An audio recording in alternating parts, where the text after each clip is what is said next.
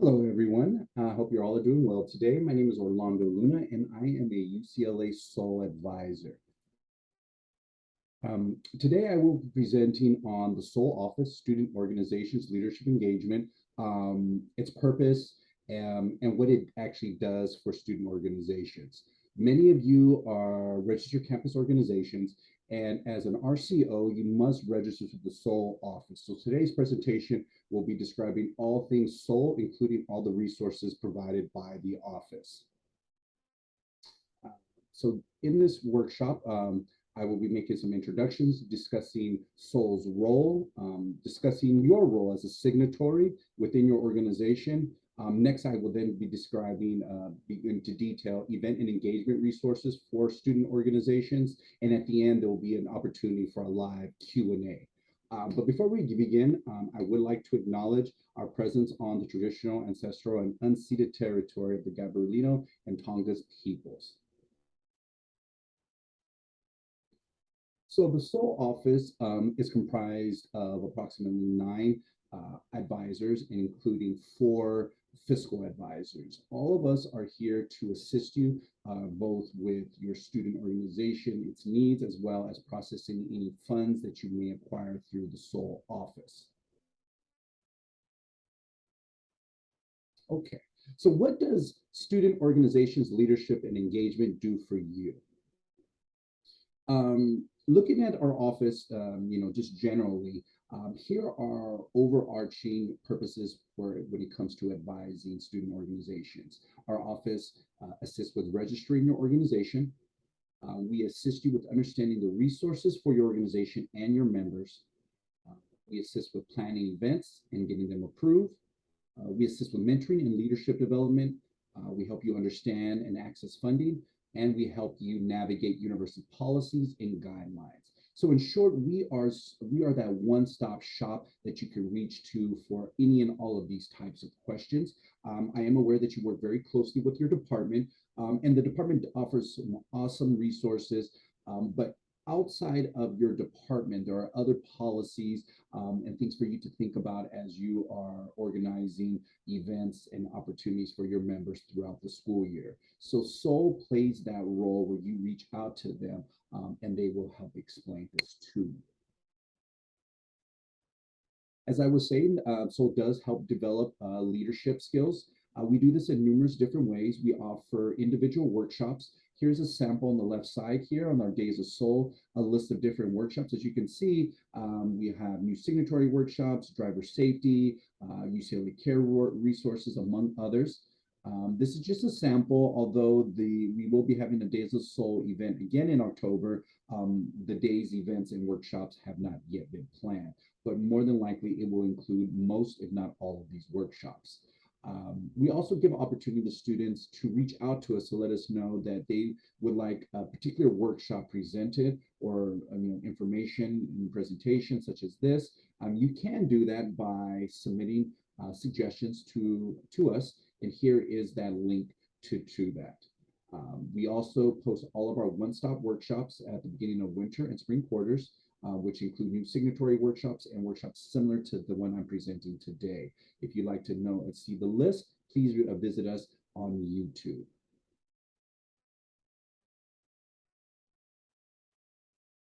The Soul Office also recognizes the great work you do in community service, and we do this with the Charles E. Young Humanitarian Award, where we present an individual and their organization an award highlighting all the work they've done and really celebrating the achievements they were able to make throughout that year.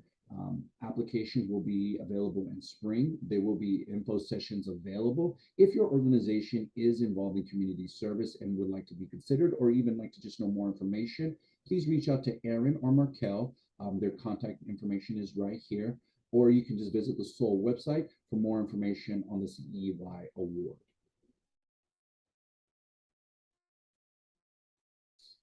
In addition to the individual workshops, we also provide our students an opportunity for quarter type leadership development. And we do that through the Bruin Leaders Project. It's a 2-quarter commitment, which is intended to develop leadership skills through seminars, self-directed learning, and service. applications are due in fall quarter. If this is something that you're interested in, please visit the Bruin Leaders website, which can be, you can follow the link here, or you can visit the SOL website, which has more information on there as well. Um, In addition to the individual service and the group workshops that we can provide, we also provide online tools to assist student leaders.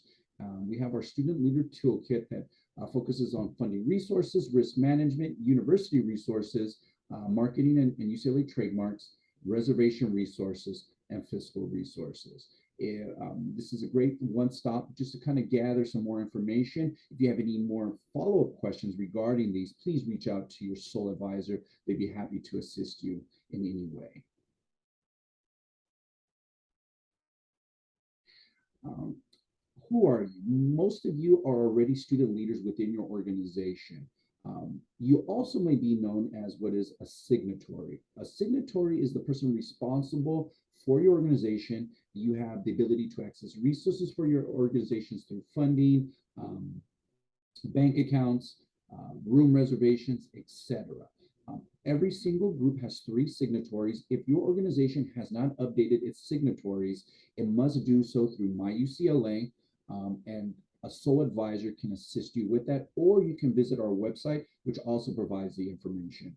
And many times students aren't aware of this, where they have to update signatories and or register their organization. It is critical for you to be aware of that your current registration will expire on October 31st, 2022.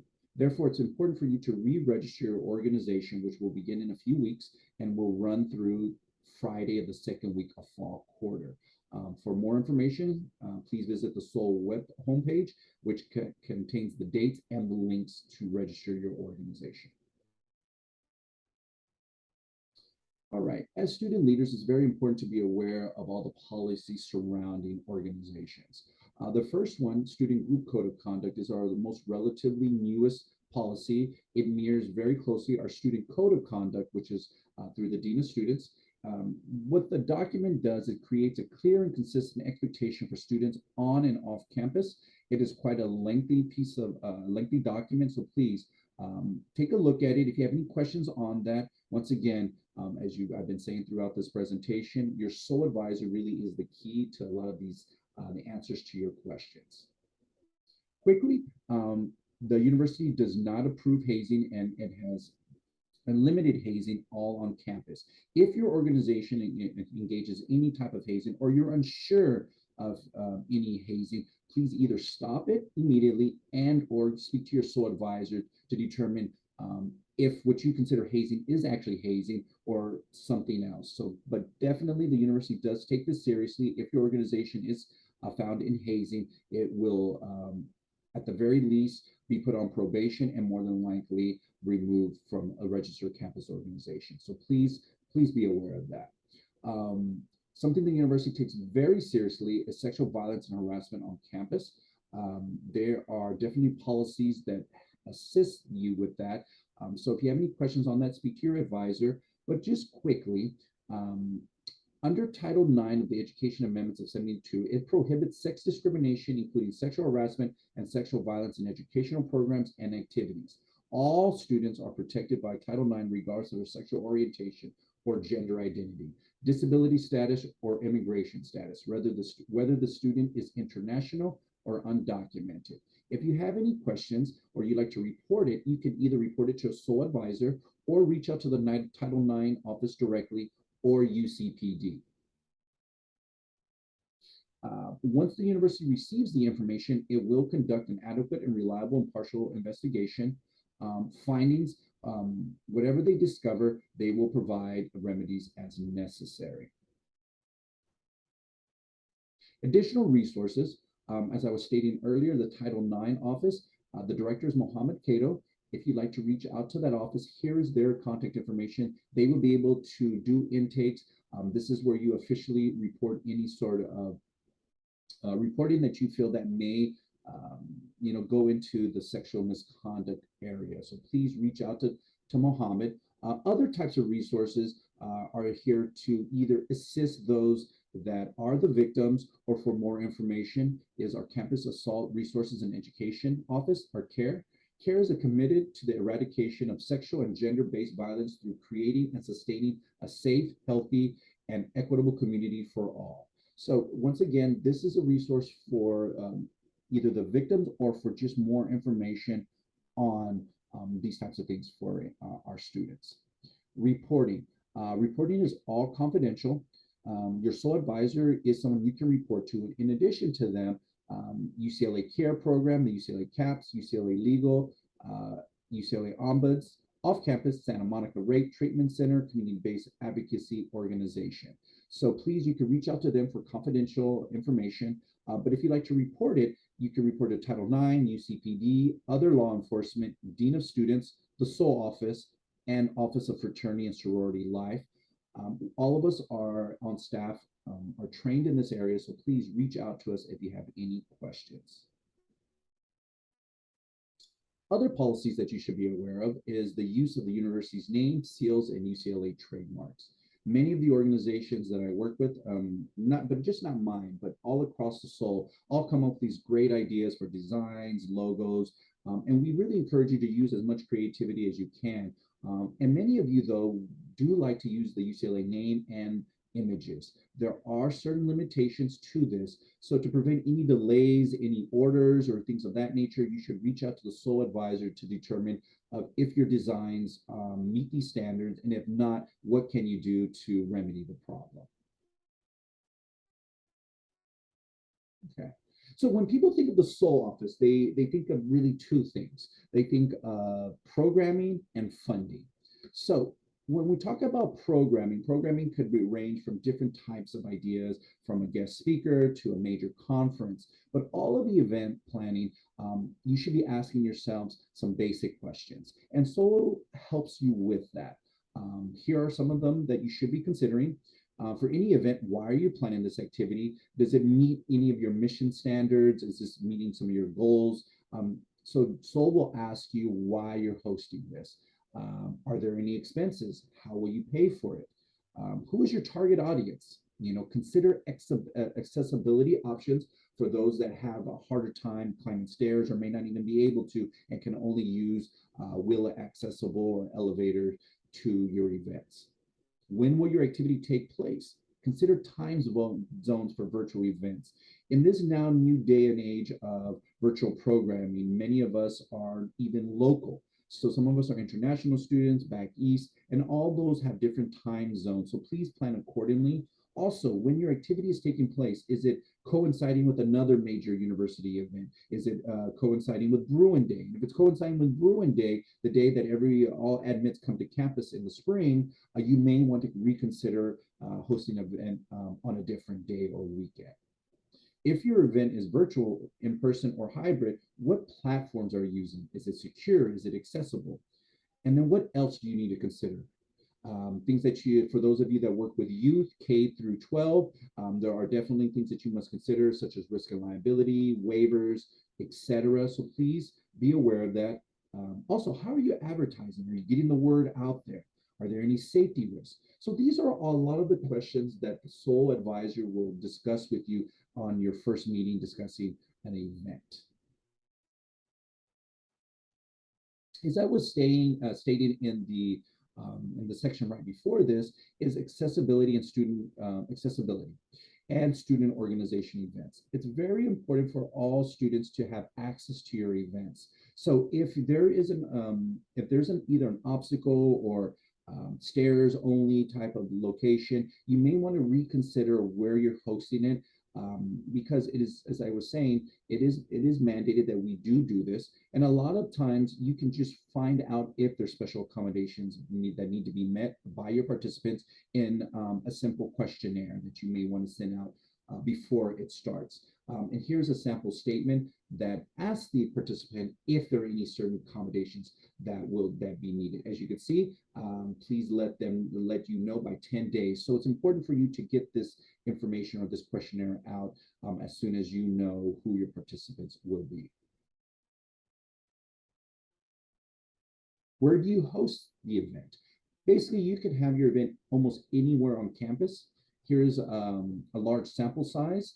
You can have your events in Ackerman, Pauley, Bruin Plaza, Wilson, on Res Life, Kirchhoff Hall.